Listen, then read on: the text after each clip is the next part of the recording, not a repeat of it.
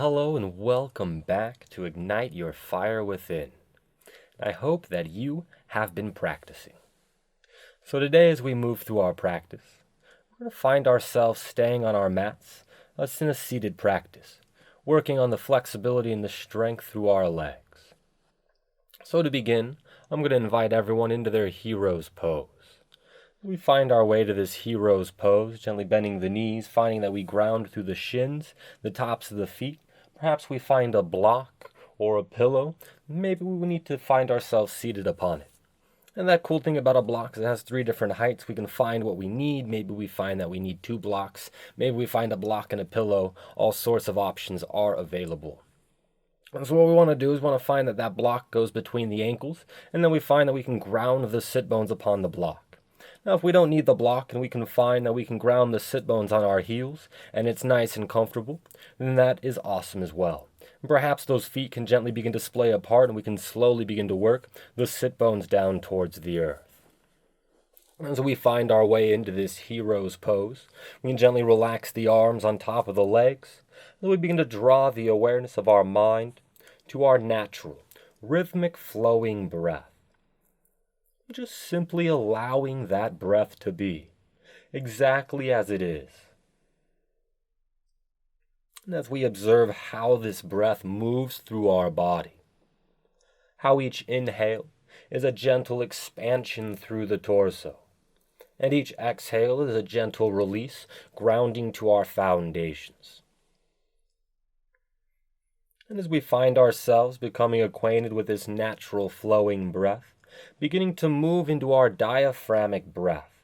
Our next inhale, hugging the low belly in, notice a gentle lengthening through the spine as we fill the expanse of our lungs.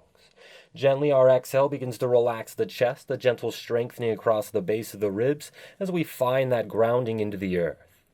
So again, our inhale, the hug of our low belly or our Mula Bandha, lengthens through the spine, fills the expanse of our lungs. And our exhale, that release of the chest, the gentle strengthening across the base of our ribs, that Uddiyana Bandha strengthening into our foundation. As we continue with that diaphragmic breath, noticing how that Mula Bandha stays hugged in for both each inhale and exhale. And how that Uddiyana Bandha comes and goes, we find it with each exhale, and we find that it releases with each inhalation. And then on top of this diaphragmic breath, we'll begin to add an H to the back of our throat. We'll find our breath becomes audible. Each inhale, a gentle SA sound, and each exhale, an HA sound. Allowing the lips to remain gently closed, we'll release the tongue from the roof of the mouth. Finding that we can further relax the facial muscles by releasing around the eyes and the ears. As we become acquainted with this Ujjayi breath, noticing how this Ujjayi breath moves through our body with smoothness and steadiness. And we want to maintain that smoothness and steadiness throughout the duration of our practice. So as we begin to move into the stretches of our body, as I said, we're going to work that foundation. So let's start with the feet, and we'll start to work our way up the legs. We'll gently begin to lift our right knee just a little bit off the earth, just enough so we can begin to notice the stretch across the front side of our ankle.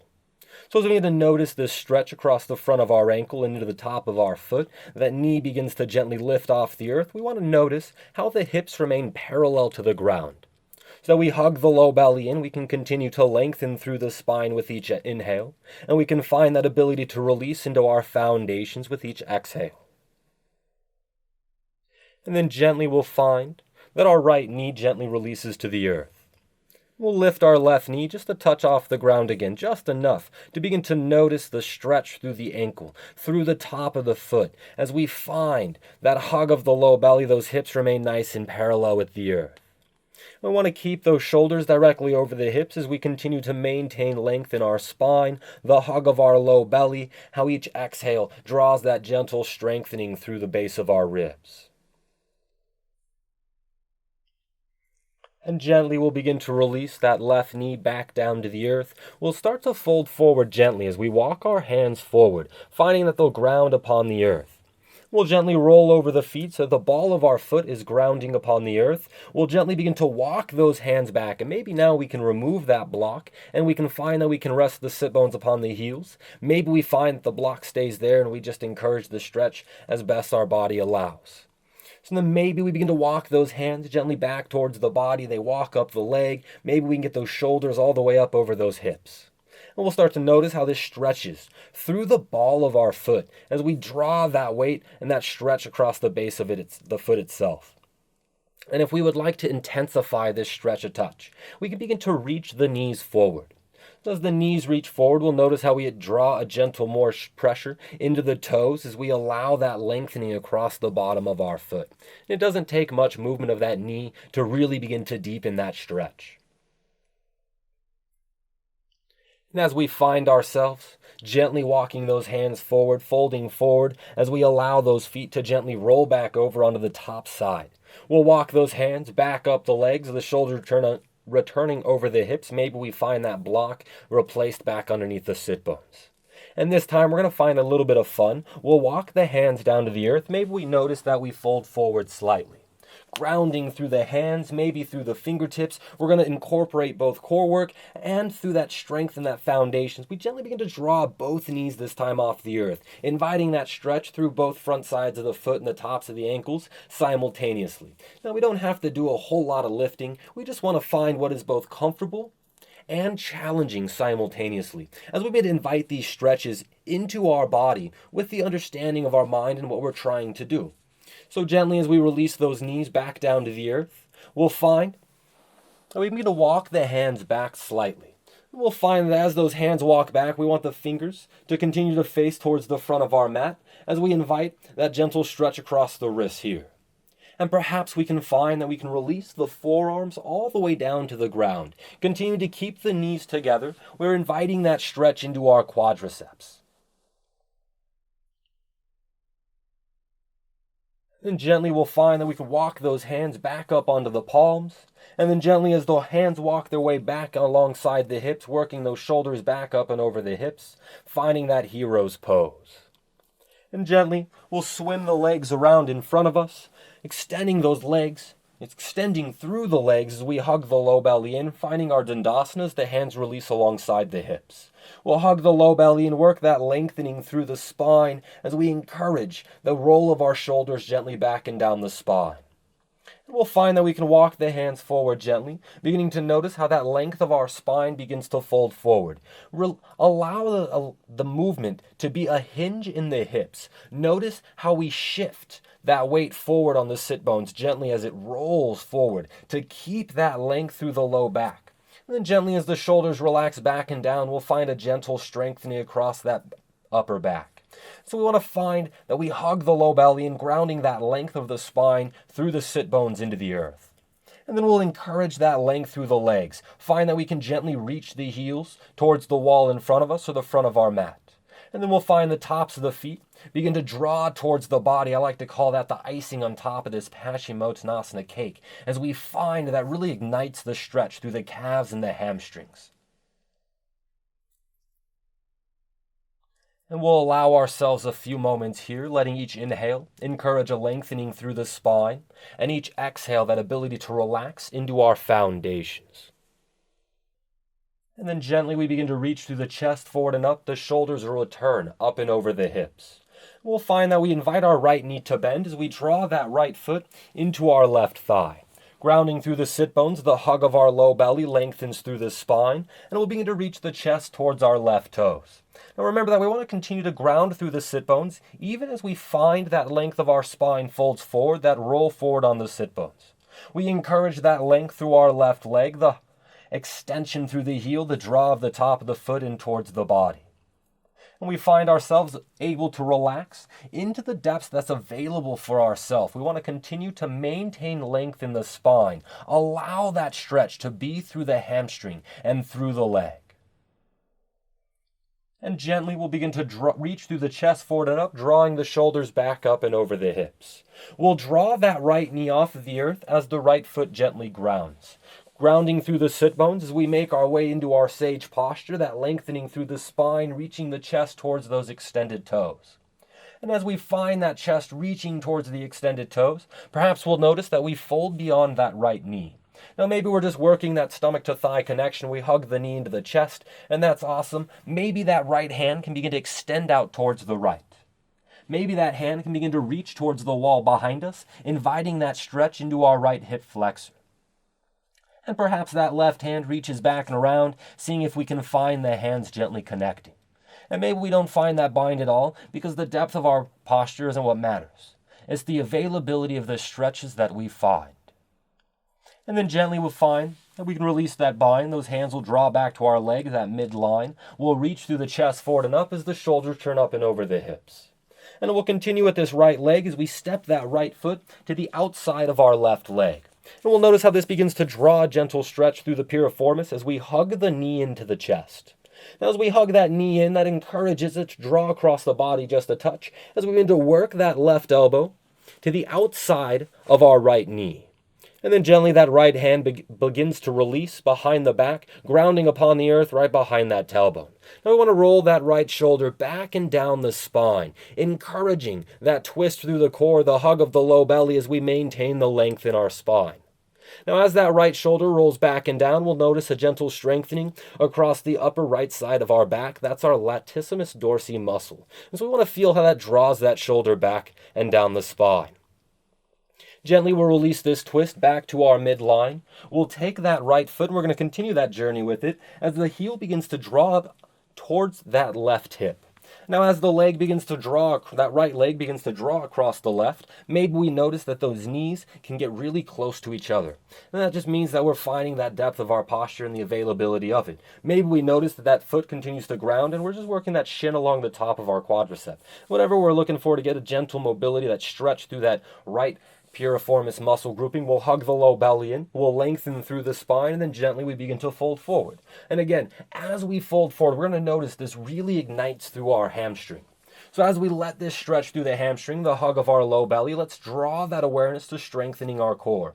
We want to draw those floating ribs together with each exhalation, let the shoulders relax back and down, begin to build that strength through the upper back gently. And we find the availability of our posture here. This mixture of our cow face pose and our pasty with an extended leg. Gently we'll begin to draw the shoulders back up and over the hips. We'll take that right foot and we'll assist it out to meet the left. And then gently we'll find that the left knee begins to bend. That left foot draws in towards our right thigh. Again, grounding through the sit bones, the hug of our low belly lengthens out of that foundation. We'll begin to reach the chest towards our right toes, maintaining that reach through our right heel. We draw the top of that right foot in towards the body, really igniting across the back side of the leg here in our head to knee posture, our Janu Shirshasana. Maintaining the length in our spine, we hug the low belly and we'll draw those floating ribs together, reaching through the chest, letting those shoulders roll back and down so that we can begin to build that strength in between the shoulder blades or those rhomboid muscle grouping. And then we'll reach through the chest forward and up, drawing those shoulders back up and over the hips. We'll gently draw that left knee off the earth, grounding through that left foot. The sit bones firmly ground. We hug the low belly and we work that length through the spine. And then gently we'll find that we fold that length of our spine forward, remembering that the mobility of our body wants to come here in our forward folds from our hips. We want to find that hinge through the hips so that we can get that chest to move beyond the knee. And then maybe we find that left arm begins to reach out towards the left. Maybe that left arm begins to reach towards the wall behind us, and perhaps that right hand reaches back to grab hold of the left. Now realize I say a whole lot of maybes and perhapses. That's because a practice is personal. We find that availability of our posture, because the moment you start to move into it, you have found a pose. So we're not that we can't do our yoga, it's that we think that we can't. So everyone who finds a stretch is doing the same posture. As we invite those stretches, we invite those strengths. Gently we'll release that bind if we're able to find it, reaching through the chest forward and up. The shoulders gently return up and over the hips. We'll continue that journey with this left foot as it steps over the right leg. Grounding onto the outsole, outside of that right leg, we'll gently begin to hug the left knee in towards the chest. Continue to lengthen through the spine as we invite that stretch gently to that piriformis muscle grouping on the outside of our left hip. We'll draw that right elbow to the outside of our left knee, inviting this twist, that left shoulder rolls back and down the spine as we ground the hand upon the earth behind the tailbone. We want to work that length through our spine here, hugging the low belly in, drawing the floating ribs together, letting that left shoulder roll back and down as we encourage that twist through the core. Remember that we want to continue to extend through our right foot. That helps keep that balance grounded through the sit bones. Gently we'll find that release of our twist back to our midline as we continue with the journey of that left foot. Drawing that heel of that left foot up by that right hip, we hug the low belly in, work the length out of this foundation, and then gently we take the length of our spine forward, hinging at the hips. Now maybe we'll notice that we can draw a stomach to thigh connection here, really working that stretch of our right hamstring. Letting the shoulders continue to roll back and down, we might notice that strengthening between the shoulder blades as we keep that length across our collarbones. Then our hands, doesn't really matter, they can gently fall alongside the leg. Maybe they reach out to the toe, but be careful about reaching through the shoulders as we want to keep those shoulders gently back and down. We'll find our reach the chest forward and up. The shoulders gently return back up and over the hips. We'll take that left foot and gently extend it out to meet the right. Finding the hug of our low belly, again grounding through the sit bones, lengthening through the spine, and then we fold forward at the hips, finding another visit into our Paschimottanasana. And remember to keep the length through the legs, that lengthening through the spine, the draw of the feet towards the body, as we allow this full backside of the body stretch. And we're going to allow it for a few moments here.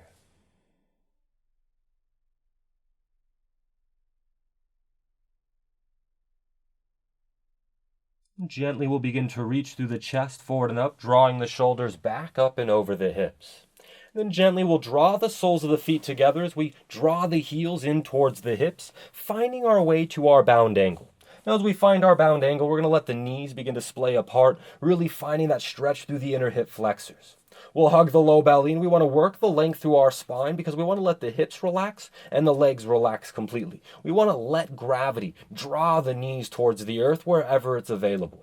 So as we continue to hug the low belly in, we'll notice that gentle lift of the tailbone off the earth. Now we want to find that with the strength of our core rather than trying to tense up the hips to find it. So use the hug of our low belly to draw that pelvis gently forward. And then draw the floating ribs together. This starts to lengthen through the spine as we relax those shoulders back and down.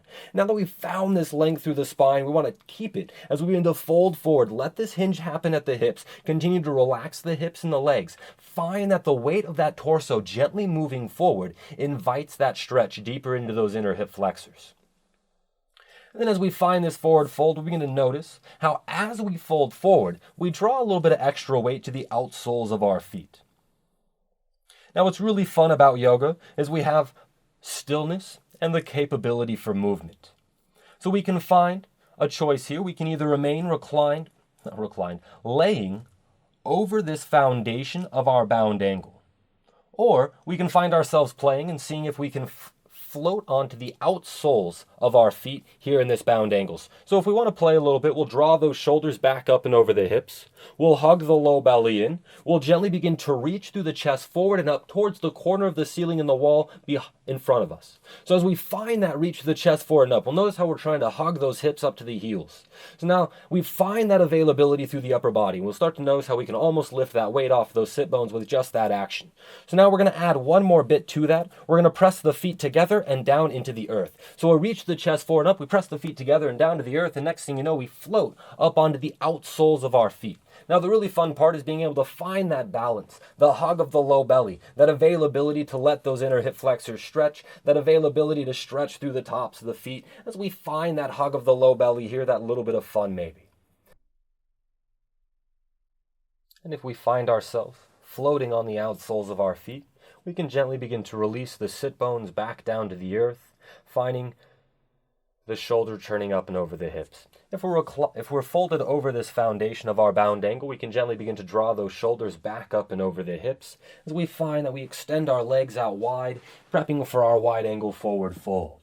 So as we find this wide angle prep, we want to find that the legs just gently widen across. It can be anywhere from about mat distance apart to as far wide as those fetal spread.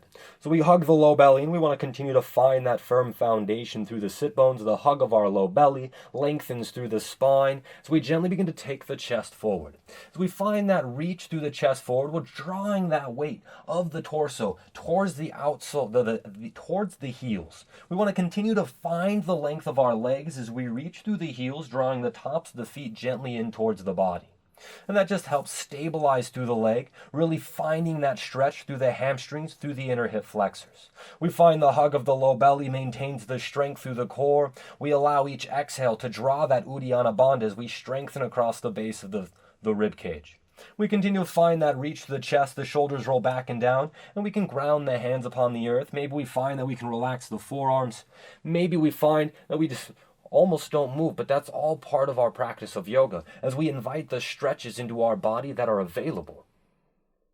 And as we continue to allow ourselves to breathe here, each inhale lengthening through the spine, each exhale that release into our foundation.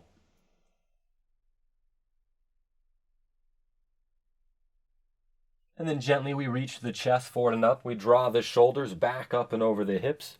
We'll gently bend the knees as we draw the knees and the feet together, firmly grounding through the sit bones. We'll draw the hands to the backs of the knees, the hug of our low belly. We'll gently draw the shins about parallel with the earth. And we want to find that hug of the low belly, lifts that tailbone off the earth. And we notice that both shins simultaneously is super difficult and we just can't find that balance. Maybe we just do one shin at a time. And then we can find a few moments hold and we can swap it out. And we can find a few moments hold and we can swap it out. And then over time, as we keep practicing one leg at a time, we can find both shins nice and parallel to the earth. And then as we find ourselves practicing here, maybe those arms will begin to extend, and perhaps we can find the hands behind the legs with the legs extended. And we find that variation that's both available and yet still somewhat challenging. And then we just find that boat variation that's our own. That grounding through the sit bones, that lengthening through the spine, the hug of our low belly as we continue to lift the tailbone off of the earth. And then gently we'll release the soles of the feet back to the ground. We'll find ourselves rolling one vertebrae at a time onto our backs. We'll gently draw the knees into the chest, wrapping the arms around the shins, finding our Apanasana here.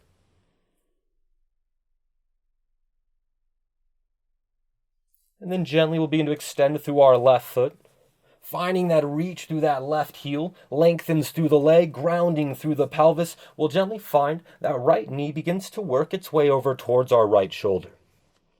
And we just want to find the opening that happens through the hips as the knee starts to travel. So as the knee begins to travel, we start to create length across those inner hip flexors. We want to continue to ground through the pelvis, working that length through the spine, the shoulders, continue to relax into the earth. And then gently the knee will work its way back into the chest. We'll reach that right foot up towards the sky as the hands either draw to the hamstring, the calf, maybe those right peace fingers in the yogi lock around the big toe. Continuing to ground through the pelvis and the shoulders, we relax that left hand to the top of our left leg as a reminder to keep it extended. And then gently we'll float our right foot gently over towards the right hand side. Now realize that we want to continue to ground through the pelvis. That's our counteraction to gravity. As gravity draws that right leg towards the earth, that invites that stretch through that inner hip flexor of our right leg and across that psoas muscle grouping of our left hip. And then as we find that availability, that hug of the low belly continues to lengthen through the spine as we ground also through the shoulders. And then we'll extend that right foot gently back up towards the sky as we find that left hand draws up, replaces our right, as that right hand gently falls down to the earth at about a T. And we'll roll the pelvis onto its left-hand side, continuing to ground through the shoulders. We want to find the extension through both heels, keeping that length in our legs. We want to hug the low belly in, maintaining the length through our spine as we've invited this twist through our core. And then we'll begin to lift that right foot back up towards the sky. We'll release the hands from the foot or the leg as we draw the hands to the calf, either above the knee or just below the ankle. We'll begin to work the forehead up towards our knee, strengthening through the core, noticing how those shoulders lift off of the earth. We'll also notice that stretch that exists through our right hamstring, and if we would like to intensify it, we can begin to bend the elbows, drawing the knee in towards the head. Now realize that as we allow that knee to draw closer towards the forehead, we want to continue to reach through that right heel to maintain the length of our leg. And then gently we'll begin to relax the shoulders into the earth, the hand will release from the leg as that right foot floats down to meet the left. We'll gently draw the left knee into the chest as we remember to extend through our right leg.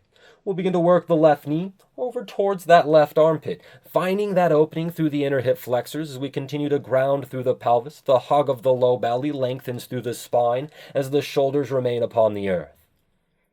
And then gently the knee will draw back into the chest. We'll extend our left foot up towards the sky. The hands draw to the hamstring, the calf, or those left peace fingers around the big toe in our yogi lock.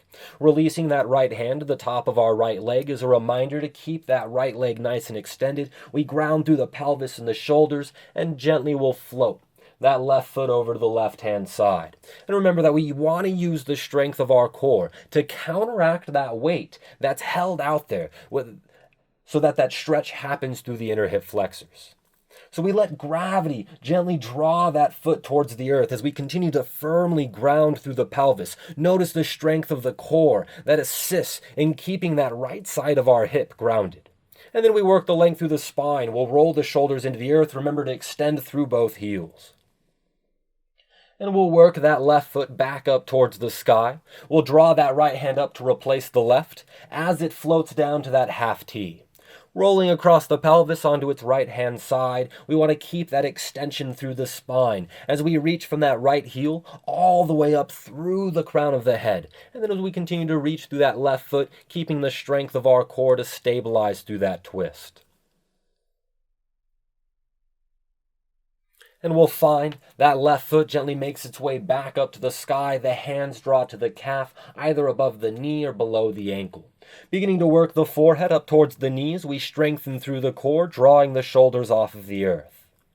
And then maybe we want to invite more of a stretch through the hamstring. We can begin to bend the elbows, working the knee also towards the forehead. Maybe we want to keep that reach through that left heel to maintain the length through our leg. And gently we'll begin to relax the shoulders back into the earth. We'll release the hands from that left leg as it floats down to meet the right, finding our way into our Shavasana posture. And just noticing that grounding through the pelvis and the shoulders. We begin to release that Ujjayi breath. We release that diaphragmic breath as we make our way back to that natural, rhythmic flowing breath.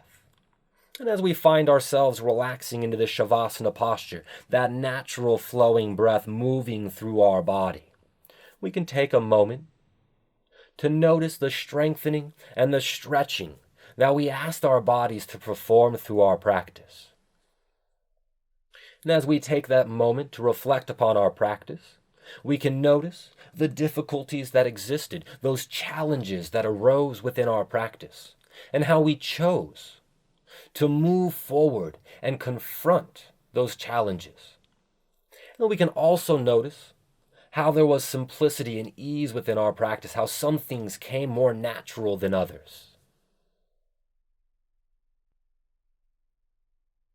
We can always apply that to our life. And at times, things may seem very difficult, very challenging. But we can find that we can move forward with life, choosing to confront the difficulties that happen. And we can find ourselves the strength to move forward in life. And then at other times, things seem to be simple and easy, and everything seems to go with the flow that you have, that built in the mind. And we find that life just bounces between the two, and just as a practice will bounce between the two.